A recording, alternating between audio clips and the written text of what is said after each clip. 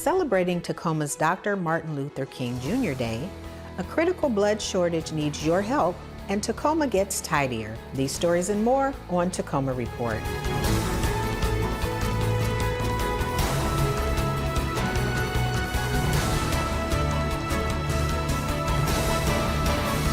Hi, I'm Laura Proctor. Angie Foster is out on a well-deserved vacation. You may have heard that a critical blood shortage is currently impacting our nation. Donors of all types in the greater Tacoma area are needed now more than ever. The entire nation is seeing a shortage because we're just not seeing the comeback from from COVID, right, from the pandemic. So we're just having a hard time getting that re-engagement from students, and then just continuing to get the engagement from the communities. And we all know that blood cannot be manufactured; it has to be given from other people. So we really need to make sure that we replace that donor base. Blood components are needed for medical uses, from trauma to cancer treatments. According to blood centers, every 2 seconds, someone in the U.S. needs blood. We want pretty much everyone to donate at this point.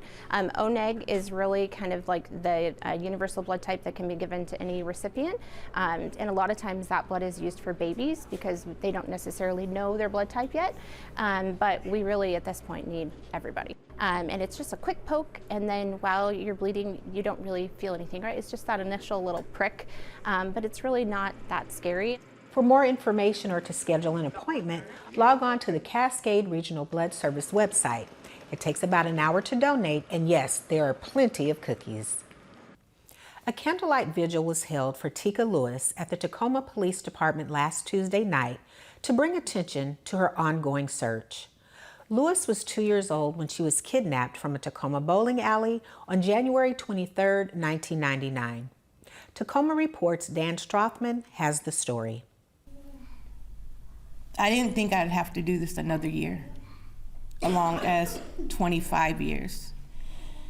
And, Teekah's 27 years old, about to be 28, and I don't want to go another holiday without Teekah. And so I'm pleading to the public now. I know somebody out there knows what happened to Teekah or knows where Teekah's at.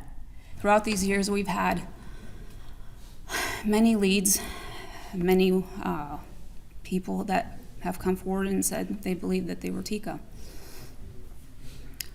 We ask that if you or someone you know think that you have found Teekah, please contact the proper authorities. In a few moments, probably in time for the candlelight vigil, you will see a tractor trailer that Camway has donated, which will have a likeness of, or one of two, trailers. They'll have a likeness of Teekah at the time which she disappeared and what she may look like now. My mom passed away 5 years ago, and before my mom passed away, I told her I would find out what happened to her granddaughter.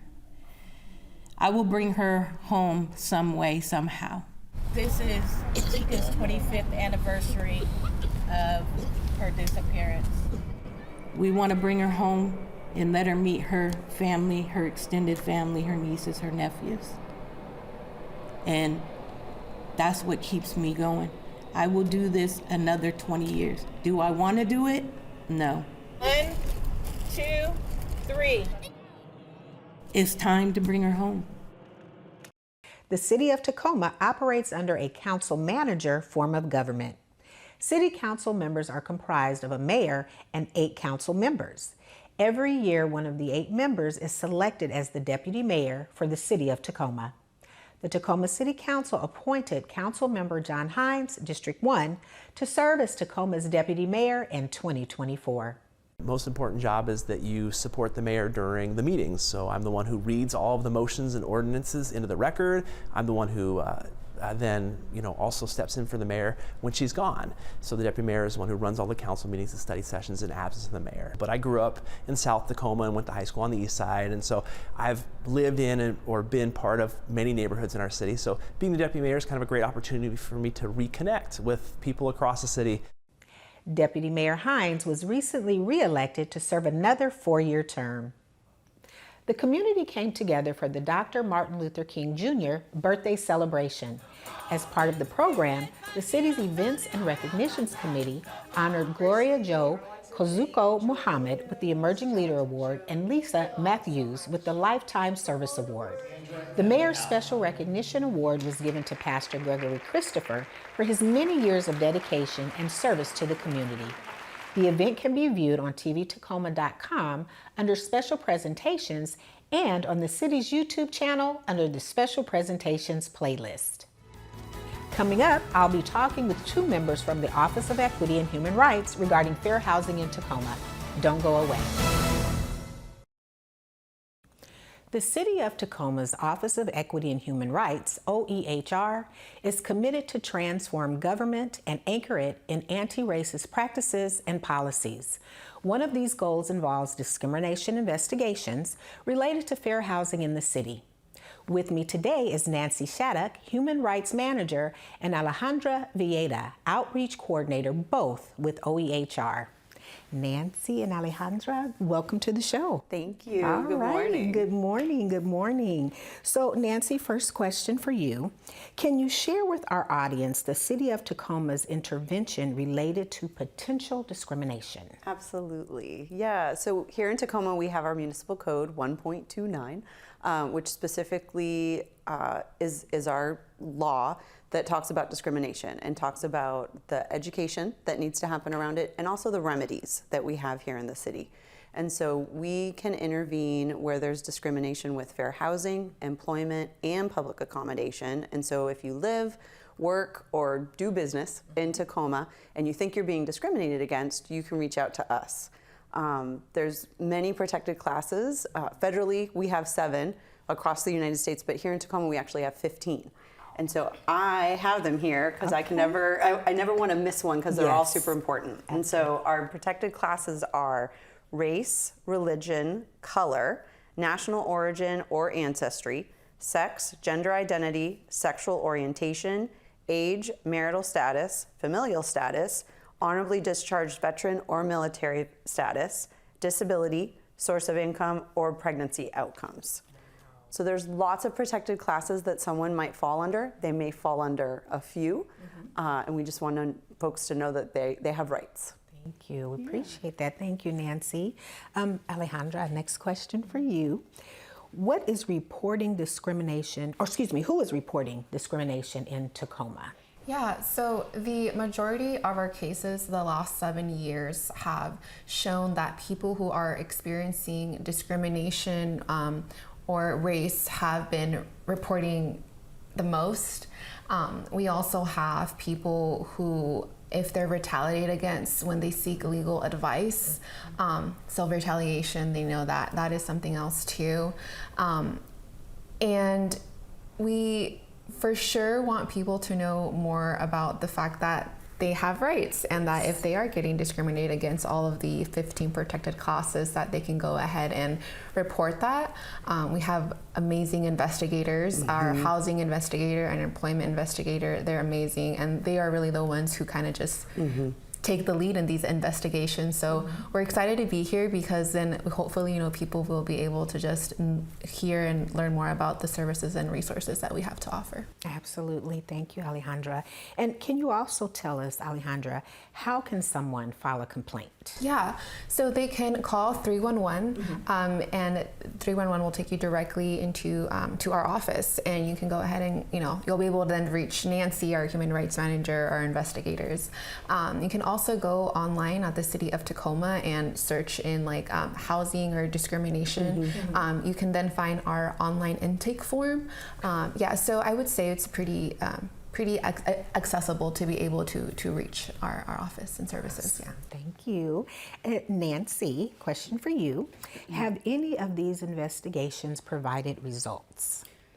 Yes, I would say yes. So a lot of cases will have a no reasonable cause finding just because it's hard to prove discrimination. And sometimes people will have a feeling like they've been discriminated against, but then there's not the evidence to support that. And so our role is to really be neutral fact finders, not to be advocates for people. And so that's something that's hard for folks to understand sometimes. But our role is to really dig down, find the evidence, and determine, like, did discrimination happen?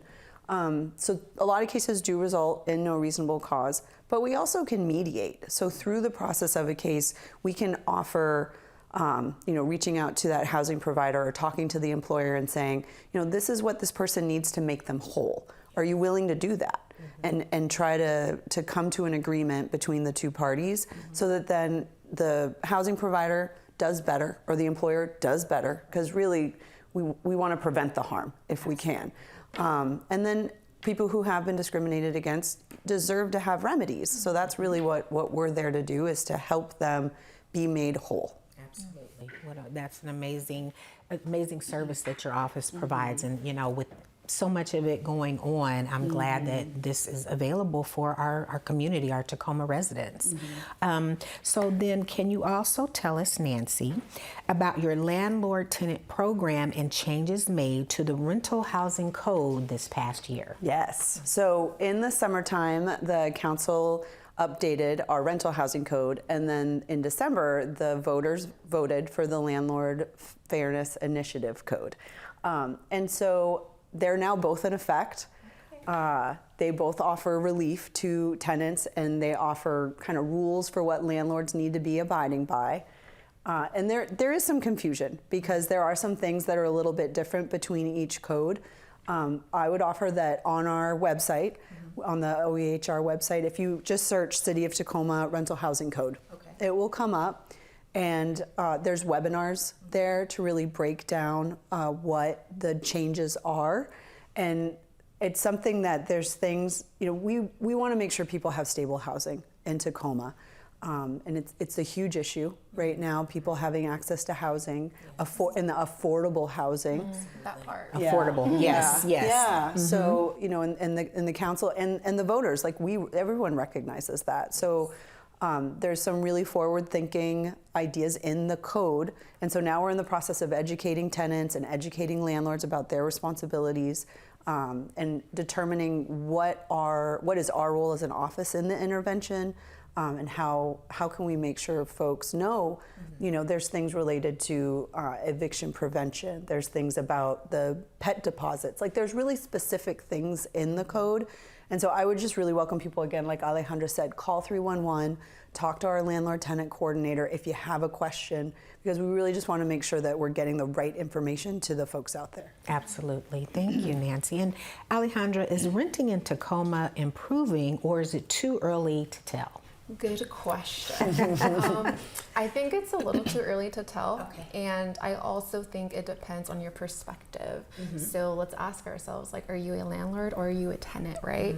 I know that the city of Tacoma is dedicating to ensuring that there be availability for housing for all Tacoma residents, especially people who are in the most vulnerable communities.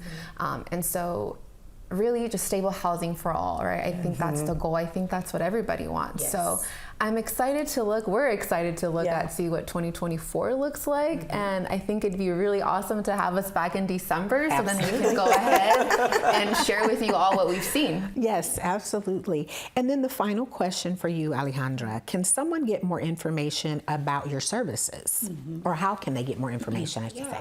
So we mentioned, you can call 311 and just really direct, access to our office, our department. You can also go on the City of Tacoma website, look at our the Office of Equity and Human Rights page. And another really important one that I think we want to emphasize is you can attend our Human Rights Commission, which is held every second Monday of the month from 5:30 to 7:30. So it's a really, really awesome space for community members to come and really just share their concerns, any ideas, to the commission. Think the community, the people that are actually living in Tacoma community, what they have to say matters. And so the commission really wants to hear that. So okay, perfect. And I'm not sure if we touched on this or not, but legal services, is there pro bono? So we have a contract with Tacoma Pro Bono for eviction prevention. So we're not attorneys, so we can't offer legal advice, but that's why we have Tacoma Pro Bono, who is an amazing partner. Perfect. Thank you so much. Well, we appreciate appreciate both of you ladies being here today and being able to utilize this platform to get the information out to our viewers, the community. Thank you both so much for taking the time. Very important work that you're both doing and that your office is doing. So thank you again, and we look forward to seeing you back on the show. Very good. Thank you. Thank you, ladies. After the break, the city's Tidy Up Tacoma program has some good news.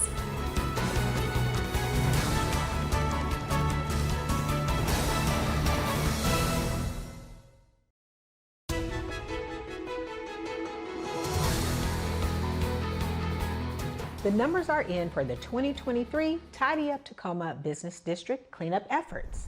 From January through December, city crews picked up over 15,000 pounds of garbage, mixed debris, and over 11,000 pounds of vegetation.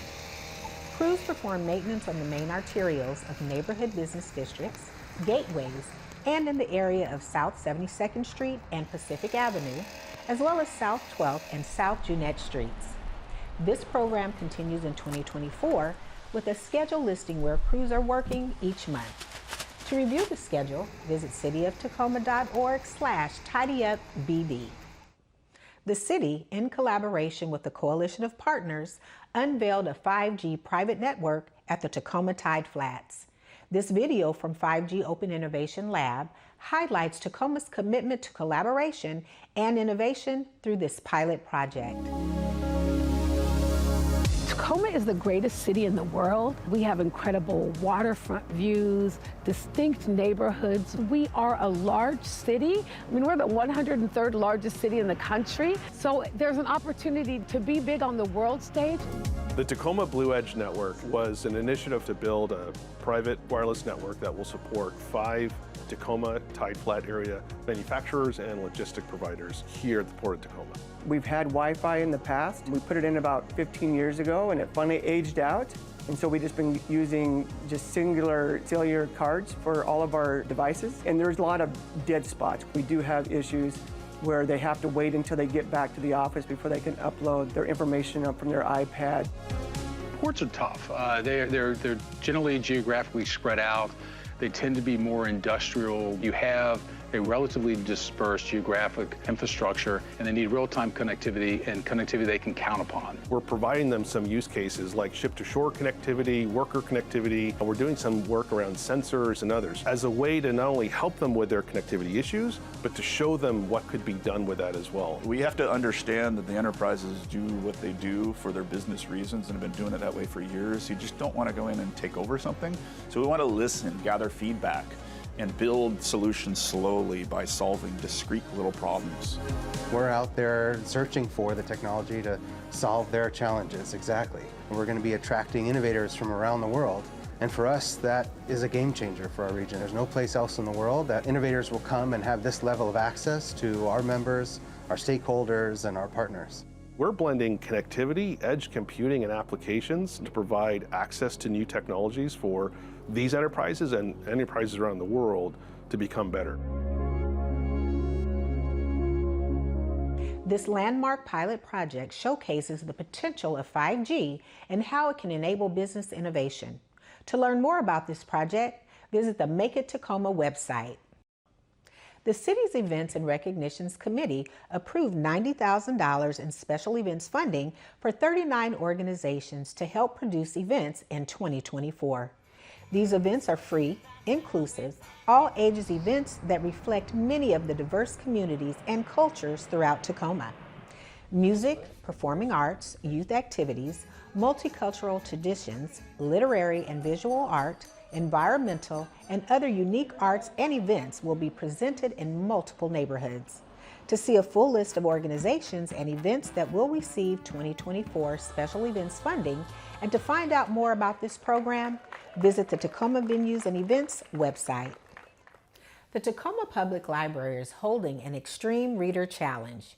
During this year-long challenge, participants will explore new titles and authors, read more diversely, and connect with fellow book lovers. Adults can read 50 books in 50 weeks from 55 categories to complete the challenge and become extreme readers. Teens can also participate by reading 25 books. For all the details and how to register today, visit the library's website. That wraps up this edition of Tacoma Report. A great way to find out about the services the City of Tacoma has to offer is by going to cityoftacoma.org. In case you missed it, the Port of Tacoma launched a new segment to follow right after this program. I'm Laura Proctor. Thanks for watching.